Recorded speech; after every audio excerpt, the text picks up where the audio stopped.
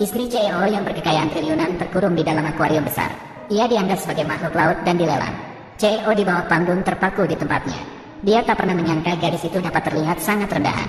Wanita licik di samping bahkan terus memperkeruh keadaan. Bertanya pura-pura kaget kepada kakak, bagaimana bisa sampai ke tempat seperti ini. Namun CEO terperangkap dalam kemarahan karena wanita itu. Ia pun langsung pergi tanpa menoleh. Tanpa disadari, semua ini adalah konspirasi dari wanita licik dan keluarganya. Ternyata, hanya 3 jam yang lalu, orang tua angkat memaksa gadis pergi ke lelang untuk dijual. Bagaimana mungkin gadis itu setuju dengan syarat yang tidak masuk akal ini? Diam, dahulu ayahmu yang mengadopsimu. Untuk melindungi keluarga Lin kami. Kau monster setan yang tak berbentuk. Berani bersikeras. Saat itu, ibu angkatnya mengancamnya dengan barang warisan ibunya.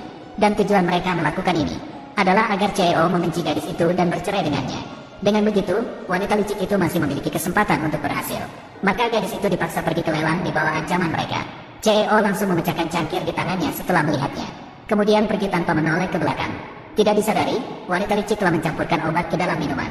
Begitu kedua orang tersebut terlibat hubungan, maka menikahi pria kaya hanya tinggal menunggu waktu. Saat itu, gadis itu sudah dipukul dengan berlian oleh seorang pria kasar. Penampilan menjijikan membuat gadis itu ketakutan. Ketika pembawa acara mulai mengusir orang, efek obat pada direktur juga mulai terasa. Saat wanita licik merasa berhasil dengan rencananya, direktur malah menganggap gadis itu sebagai cahaya bulan putihnya. Tanpa terkendali, tubuhnya mendorong pria kasar itu menjauh. Pria kasar awalnya ingin marah.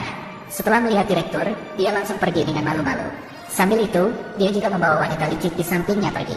Saat itu, direktur sudah menggendongnya keluar. Tanpa sadar, gadis itu masih berpikir bahwa dia masih dicintai olehnya. Maka keduanya bertemu di sini. Saat itu, wanita licik dan ibu angkatnya tiba-tiba datang. Tanpa berkata apa-apa, mereka langsung menamparkan gadis itu. Melihat akan ada tamparan lagi, direktur segera menghentikannya. Wanita licik langsung berlutut di depan gadis karena situasi tidak menguntungkan. Menuduhnya mengapa dia ingin meracuni direktur dan dirinya. Dia masih mencari orang yang mencemarkan kebersihannya sendiri. Gadis itu panik dan tidak tahu bagaimana menjelaskannya. Namun tipu daya mereka sudah diketahui oleh direktur. Dia memperingatkan bahwa jika ada kesalahan lagi, kerjasama kedua belah pihak akan dihentikan. Dia menggendong gadis itu dan meninggalkan ruang pesta. Namun, bagaimana mungkin wanita licik itu akan menyerah begitu saja? Keesokan harinya, dia mencari gadis itu.